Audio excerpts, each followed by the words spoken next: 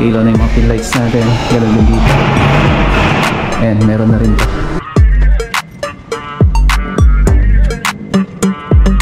Ayan, yung ating nilagay kahapon mga kamusta na neon lights or yung lights I mean, strip light niya.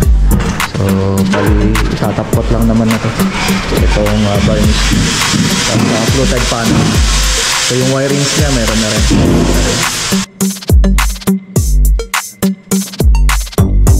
Nice to meet you. Sige tayo.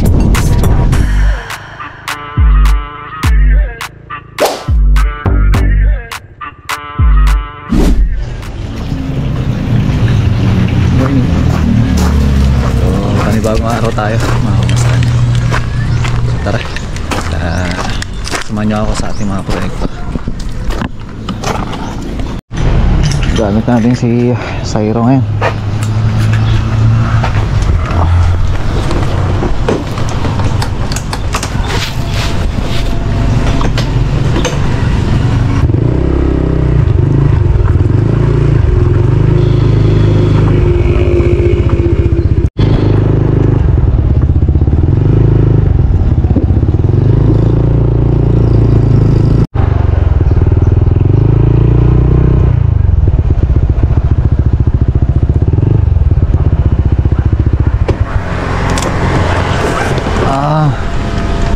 Nasira kasi yung roller na ito eh. Yung buo na ito. Ah.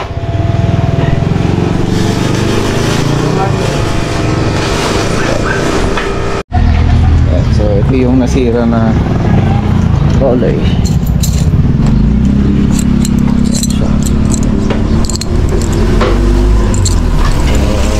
Kapag agad and pinalik ni Michael yung plastic pero dual na siya yung engine dito. Isalpak lang naman na namin yan kasi okay naman to. Yan lang talaga yung roller niya.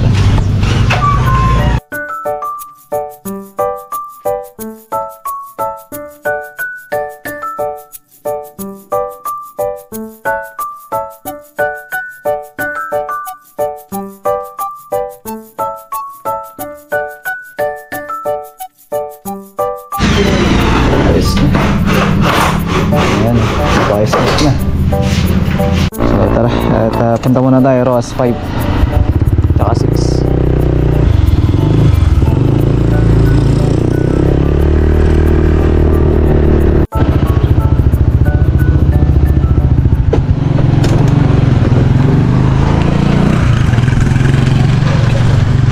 ROAS 6 tayo.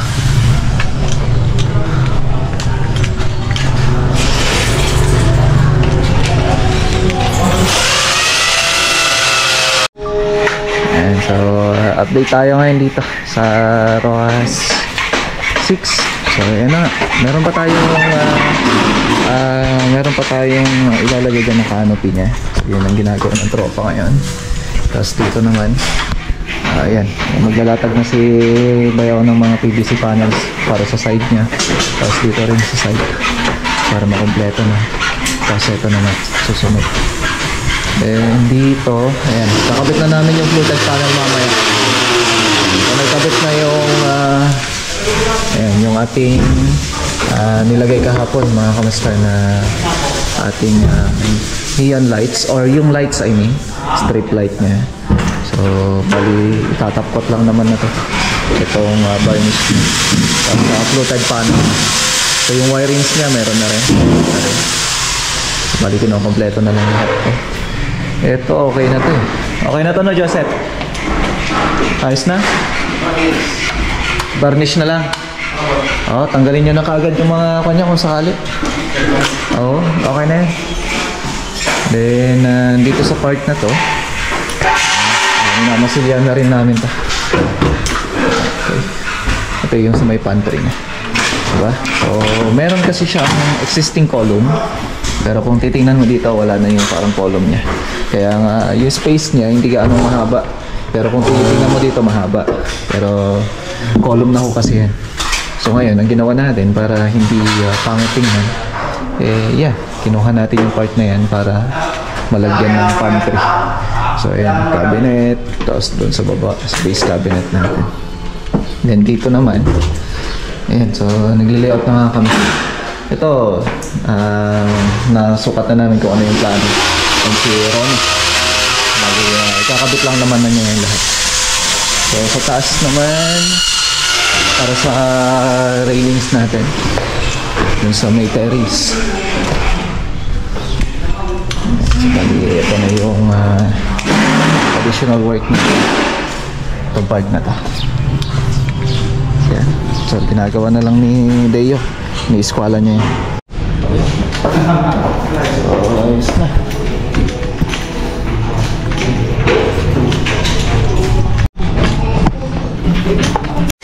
So ginagawa kasi natin yan pagkatapos na maliha yung Valspar na green putty natin, primer ulit. So yun, kagaya ng ginawa ko na yun.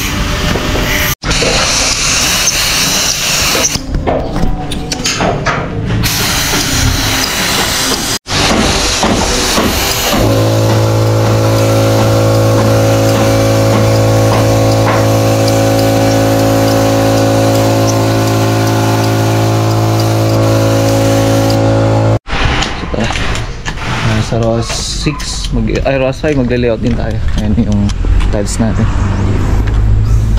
Layout din tayo ng CR doon sa kabila.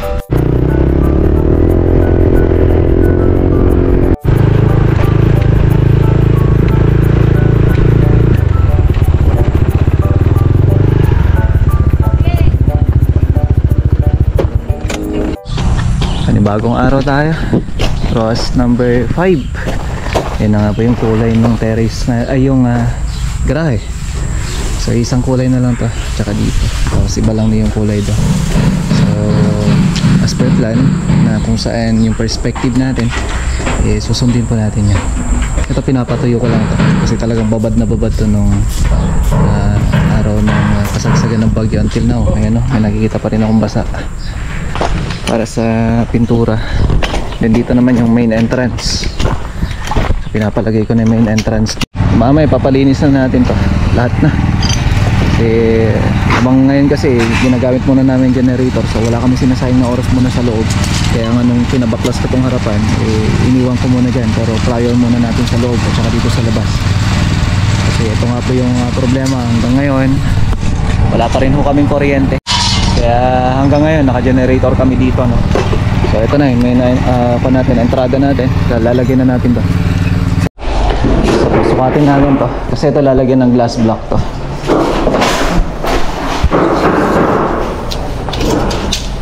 $160.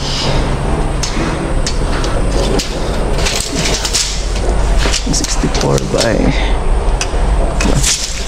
So yeah, nakabit na rin natin yung ilaw. So gina-energize kami ngayon para kasi ito kanina na disgrasya pa nga yung si Papa yung biological father ko kasi electrician din yun, kaso wala, hindi niya na-expect biglang nagkaroon ng kuryente.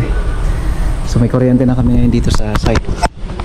So, bali ngayon nga po nag-energize kami sa mga rooms. Ayan, may ilaw na yung mga pin lights natin, ganoon din dito. Ayan, meron na rin to. So di ko lang kung paano ikaw-install na dito. Excuse me. Meron na rin dito. Ayan. So kinukuha na rin namin yung kulay na itong hambar para mas maganda na. Okay, so fabrication na tayo mga kapatid. So makompleto naman na to lahat. At ito yung perspective natin. So yung mga sukat binigay ko natin, badal nag-actual na rin kami yung iba. So sa ngayon yung fabrication. Yung gamit nating board dito, plytime syempre. So dito kasi yun ang problema namin, kahit gusto namin mag-laminate sa ngayon, wala tayo makuha na by order, tsaka at the same time matagal-tagal. Tapos ang isa pa dito, kung bibiyaya ko ng Wilcon, takes time talaga. So yeah, yun yung isang ban namin. Pero ito may mga gagawin tayo. Lalaminate na natin yung ibang part na ito. Sabangan nyo na. Tig tubig. Big 250. Loko na. Eh, ni madam. Magpakuha ka na ng merienda. Ayan. So, gana na yung kuryente natin. Or, nakakonect na yung panel box. No? Ayos na yan. So, nag-check na lang sila ngayon para mabigyan ng label lahat na. Then, ganun din dito. So, yung main entrance natin, ayos na. Okay. So, dito sa Ila. Sir, muna na kami, sir. Pupunta muna kami sa project. Nice to meet you. Sige, sir. Magbigay ka na lang ng pamerenda nila. Dahan-dahan. Baka ma-disgrasya kayo.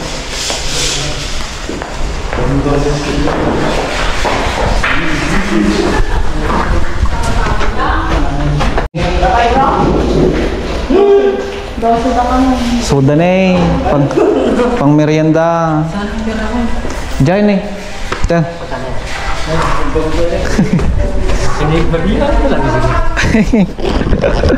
50? Ayan na si Uncle Judes. 16? O 1650? 1650 nga. 50. 15. 25. So, tara.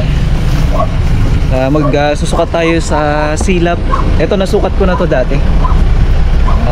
May mga istorya, pero yun, abangan nyo na lang.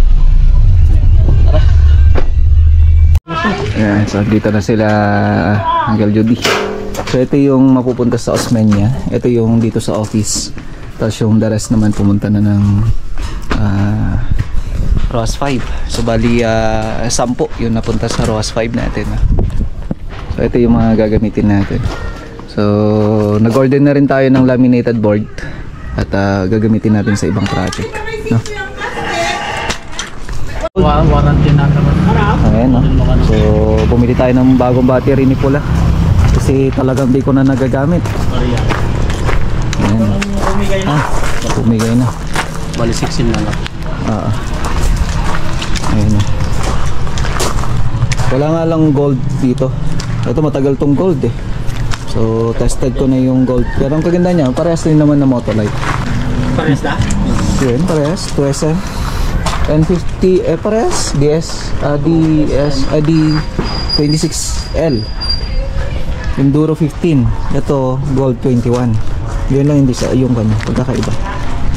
So hindi ko alam kung pagdating sa lifespan kasi performance na sa makina naman na yan. So tulungan mo muna sila. Ay dapat babada nga duwa. Ikabit mo na nga rin natin yung naroon. Hindi rin tayo makalabas. So gamit natin si Raven. Pupunta tayo ng silap, magsusukat. So tago natin tong warranty.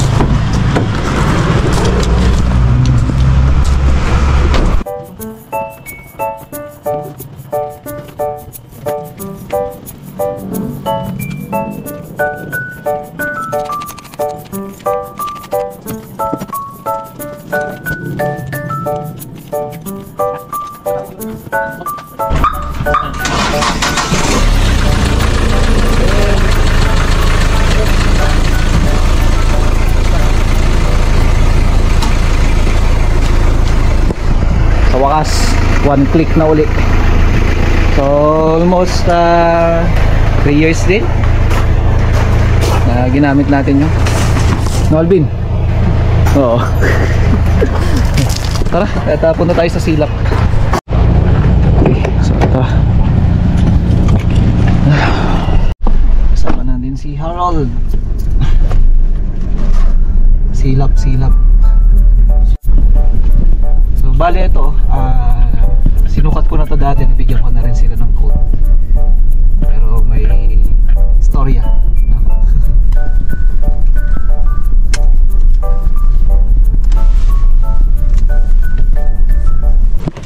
And hello, say.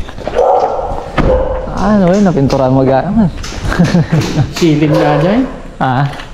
Siling. Bueno. Siling dan nga kwa. Nga handa nga kinupa di abot na iso di magbagak ili ka sa ano atang.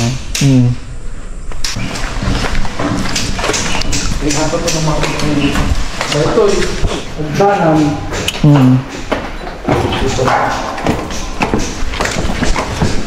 Dako di bagay na nakita mo sila dyan.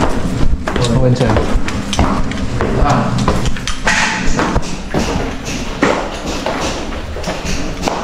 Napal? Kaya nito.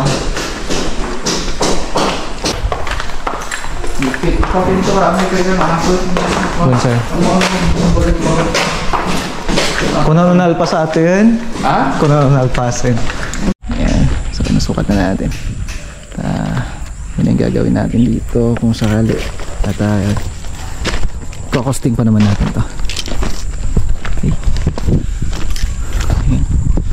So, abangan nyo na lang to. Pag nasukat ko na rin to at buo na.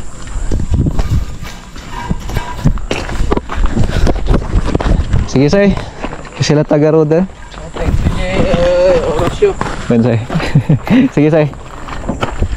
Nakalak.